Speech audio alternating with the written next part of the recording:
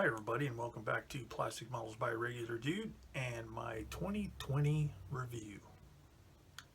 So I thought I'd do like many others, like I've done in the last few years, is give a wrap up of what went on in 2020 on the bench.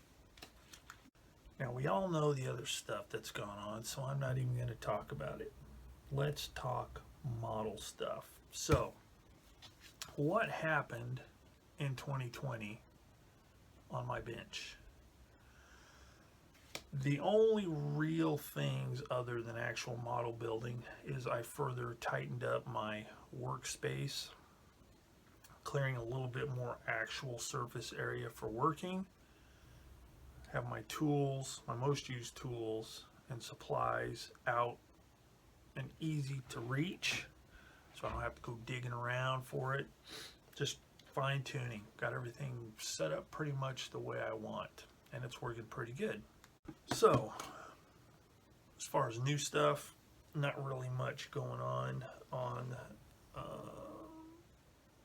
that front. I've got a few little small tools, brushes, that kind of thing. Nothing worth really talking about. The only things that I have added that are somewhat significant are a couple of airbrushes. The first being this Sparmax. I can't remember what it's called. I don't have the box handy, but it's an exterior mix, which means the air and the mix and the paint or fluid mix on the outside. And it's kind of like Apache H or anything like that. Volume is controlled with this. Air is controlled with this, and it works pretty good. It's good for broad coverage stuff like primers, solid colors, like single coats, whatever. You'd never be able to do any detail work with it or camouflage or anything like that. It's just too coarse of a spray. The other airbrush I got is this Iwata Revolution SAR, and how I actually found out about this one was on Paul Budzik's channel. He talks a lot about airbrushes and stuff, and this one came up, and it is a siphon feed. It's not a gravity feed, it's a siphon feed, but the nice thing about it is it gives a really good spray. It's a 0.5 nozzle, and it's really good for doing primers and single coats, like if you're doing an olive drab vehicle, or if you're just laying the base layer before you do camouflage or whatever. It sprays really well, really nice fine spray on it, and it's an Iwata, and it just really works good. I've used it for primers mostly so far, as I haven't had to do any much painting on the projects I'm working on, but man, it really works really nice, and I can recommend it. It's a good airbrush. So that one and my go-to HPM2 for doing some painting stuff. And then the old handy dandy TRN1 Neo for Iwata for doing fine stuff like camouflage and that kind of stuff. So but those are the two airbrushes that I've added this year, the Sparmax and the Iwata. So what else? Few new items that I think are worth mentioning. I'm sure everybody's heard of them by now, but black cyanoacrylate slow dry. This is really good stuff for gluing photo etch and just anything you need CA glue for. That stuff works really well, and you have a good working time with it, and it's easy to clean up any excess with debonder, which I ordered at the same time. I ordered both of those from my new go-to online hobby supplier, and that is Sprue Brothers. Really good, great service, really good selection, and all these have good selection, but their in-stock levels are really good. Some places have a lot of selection, but they're on out or they're on back order, and that's just a pain. Sprue Brothers, that's my go-to right now, but it's pretty good. So, what else we got here? Oh, one more thing that I got just very recently that I'm going to be giving a try. Well, I've already tried it once, and so far, so good. And that's the Ammo by MIG paints. Now, as you all know, I am a big, big fan and proponent of the Tamiya line of paints, acrylic paints. And I do really like them. However, I've discovered that even the fumes using the X20A non-lacquer thinner kind of bugs me sometimes. It can give me a headache, and just not digging it, and setting up a booth and all that kind of stuff is just not possible with my setup. And besides, with my wife in the house and grandchildren quite a bit, I thought, I should probably start looking into toning the fumes down. And I am not a fan of Vallejo Model Air. I like brush painting it, but airbrushing it, I can't stand it. Can't stand the stuff. I've tried everything possible to get it work. No go.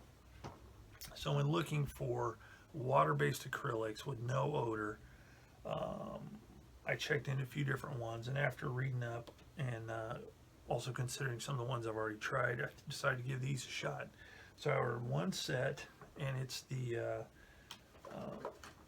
US Modern Air Force colors.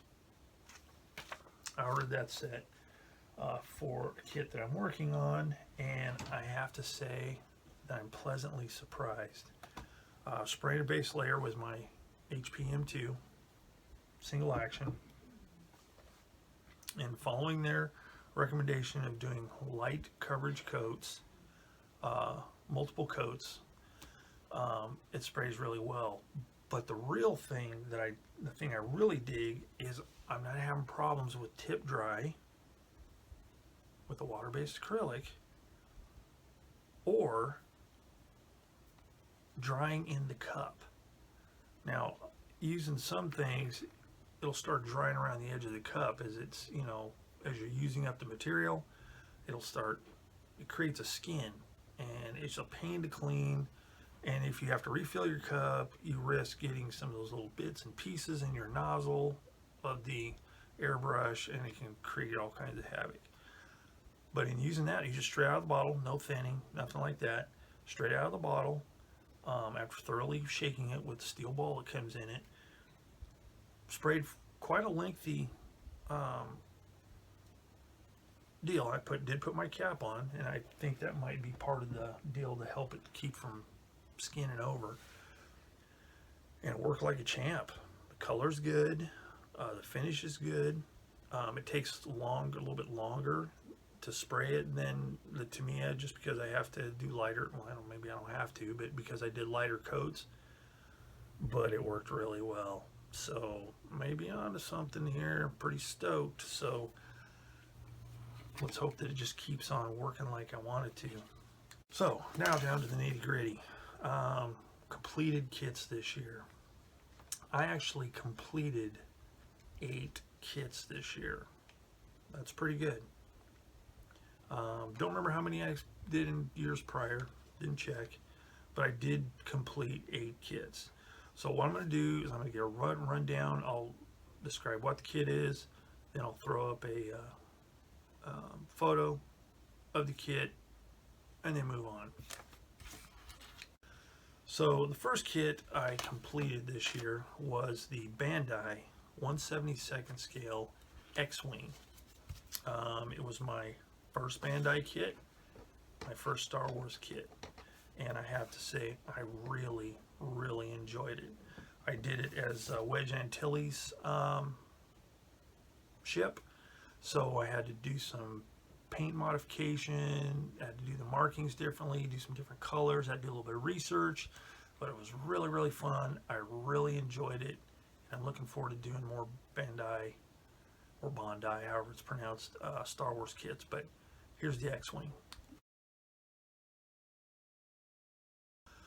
The next one I completed was the Tacom 1/35th scale King Tiger with the Porsche turret, or the non-production turret, or whatever you want to call it. Full interior kit. That was a very lengthy, long-lasting build, and it was a lot of fun. The interior, all of it went together really good.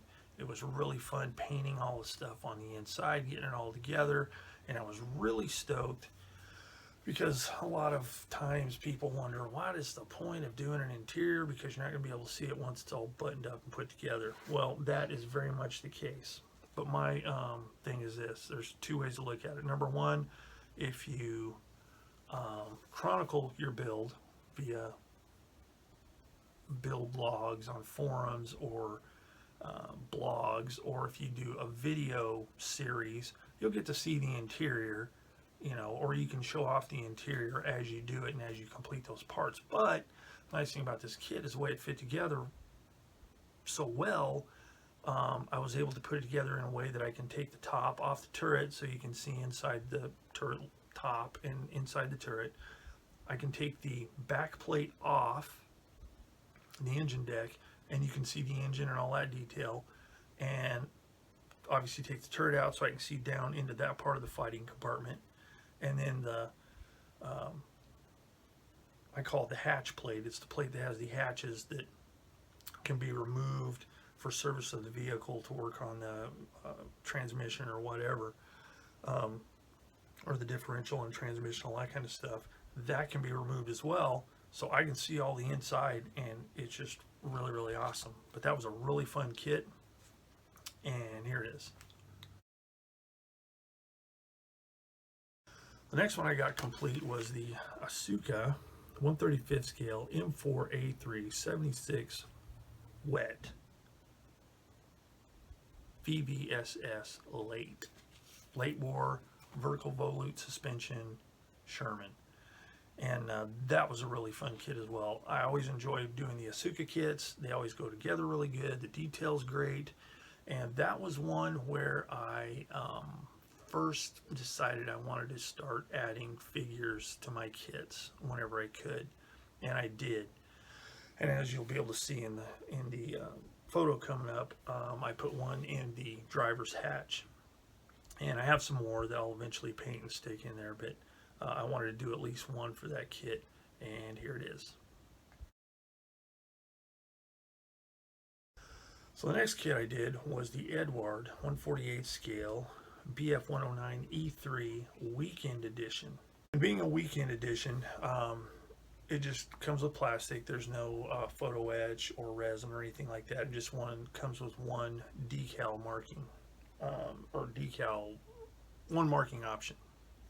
And it was a good option that it came with, but I want to do something a little bit more out of the ordinary, and I was able to, through a forum, I was able to get a decal set with some kind of unique markings on it, so I did that. And that is the second Edward BF 109 I've done, and those are really, really nice kits. If you haven't built one and you like BF 109s, I would definitely suggest their 1/48 scale series. Weekend kits are great, and their Profi Pack editions are good as well. But it was a lot of fun. I was really stoked with the way it turned out, and here it is. So the next one I got done was the Tamiya 1/35th scale SDKFZ 250/3 Greif. That was a buddy build that I was invited to join with Jim Deck. And that's an older kit, much older kit from Tamiya, but it was a lot of fun building it. That was another one that I really did a lot with figures. Like, I did a full crew of figures for this vehicle. And not the best, but it's progress. And I actually did this one on a base instead of just having a freestanding model. So that was a lot of fun, and here it is. So after that one, I went on to the Tamiya 1/35th scale M3A1 Scout car. And that was kind of a first for me because, well, I shouldn't say it was a first, but I haven't built many Soviet vehicles. As a matter of fact, I've only completed one Soviet tank, and that was a T-34-76 that I built a long time ago, well, back in the 80s. And then the MiG-21 that I did last year, a year before. But anyway, it was the M3A1 Scout car, the new toolkit, and I did it in the Russian markings. And I did two figures, the driver and like a commander figure. And that was a lot of fun. Really good kit, went together really well, no surprises. Had a total blast with that one. Here it is. So after that one,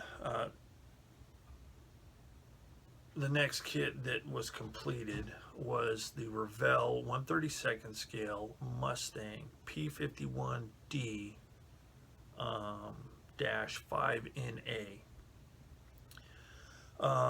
That was a really good kit. It's a kit my son got for me for Father's Day, and I got that one built. And what was really cool about that one is I did an unusual paint scheme on it. It's a paint scheme that, you know, there was controversy as to whether or not the upper surfaces that were painted on top of the metal finish were like an RAF green or a dark blue. I think it's insignia blue. And there's pros and cons, you know, for both colors. You know, well, this is the proof, you know, that it was green, this is the proof that it was blue, whatever. I don't know. I went with the blue just because it was unusual. I really liked the looks of it. It was a good kit. It was a lot of fun. That one I did pretty clean. I didn't do a lot of weathering on it, partially because that aircraft was, oh man, it was, I think it was only in service for like, you know, in theater for like 4 months maybe, because I think it crashed in August. So it could have been even less. I don't know. But so I just didn't do it dirty, and I just really wanted to focus on the paint. But that was a really good kit, and here it is. And then the last kit I finished in 2020 was the Airfix 1/48 scale Supermarine Spitfire Mark 12. That's the Spitfire with the clipped wings. It's got the Griffin engine in it instead of the Merlin. Can't remember what the other one is, but it's a Griffin engine, so I had these big weird bulges on the cowling. A little unusual. That was the second Airfix kit that I built, and it was another really good kit. I really enjoyed it. It went together well. It was a lot of fun to paint because I really liked the RAF camo schemes, and just had a really good time with it, and I was really pleased with the way it turned out. Here it is. So those were the aircraft, those were the kits that I got completed in 2020. Now, there were some other kits that I started and or worked on in 2020, but didn't get completed for one reason or another. One of them, I don't know if I started it in 2020, but I did work on it a little bit, was the Revell 1/48 scale A10 Warthog. Ran into some trouble with that, so that one's kind of on the semi-permanent back burner. I also built almost all the way, or at least I worked on it again this year, was a Bronco Stug 3. I ran into some trouble with that one because I'm having a real problem with tracks, because the tracks I was going to use, I can't, because the guide horns are too wide because the wheels are really super close together. So I'm gonna have to come up with some other solution, and it's just one of those things that with one thing after another, I just lost steam and interest in it. So it's over on the side. Another kit that I completed, I just haven't finished with the paint, is the Ming, 1/35 scale Jagdpanther G1. I got it built, really nice kit, somewhat complex compared to some, but not bad. And I got the primer and base coat done for it, tracks and everything. And then when I started working on the camouflage, I had some serious problems with paint. So I got frustrated and I put it aside. But as a matter of fact, it's right over here ready for a repaint along with another kit. So that one's going to be back. That one's going to be back in rotation. And I'll get into that more in a little bit. And then I also started the Dragon, I think it was Dragon Expo 07, Dragon Georg Bosa Stug 3. Really nice kit. That's one that I started in 2020, and it's ready for paint. It's been primed and everything. Tracks are ready. Really good kit.